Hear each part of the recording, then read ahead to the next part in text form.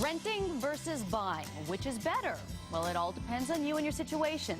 And to help you make the decision, we've invited TJ Larson back with his great advice, as always. TJ, good to see you. Good to see you. You say there are lots of things to consider when it comes to renting versus buying, and the first one being, how long are you going to be in the home? You have to consider that first. You do. You know, I started a property management company back in 2007 to complement our sales company. It put me in a good position to be a little unbiased in this. Usually you've got the leasing professional and the sales professional fighting this out and trying to convince that client to move in that direction. Being unbiased on it, I can sit in and I can say, first question, how long do you plan to be in that home? If you're going to flip that home quickly, then I would recommend don't make the purchase at all. If you're going to stay in the home for a year, it's better to rent for 12 months. If you don't know the area, it's better to go ahead and rent and learn the area at that point.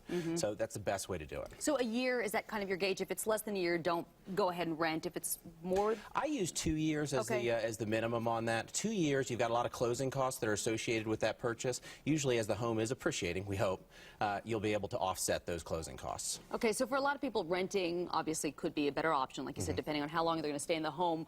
Is it considered a waste of money, though? I always hear people say that, oh, I feel like I'm just throwing my money away in renting. Do you think that's the case? I hate to hear that. You know, you've got to live somewhere. Unless you're going to live on the street, you've got to pay some money to live somewhere. So it's not throwing money away. You certainly don't get some tax exemptions that come from buying a home. But again, you've got to pay to live somewhere. So it could be a very good decision for the right person. Again, learn the area. You want to find out exactly where you want to live. You might need to save for a down payment. All of those things are factors. I think that's what it's really good for, too, so you can learn the neighborhood and learn the area and decide whether you like living there before you make that big commitment. You know, we've got transplants that are coming into Charlotte. You're staying in an extended stay motel for, 2 weeks, and you say, I need to buy next week. I don't know if we can learn the area that fast. Yeah. You don't. I don't think you do.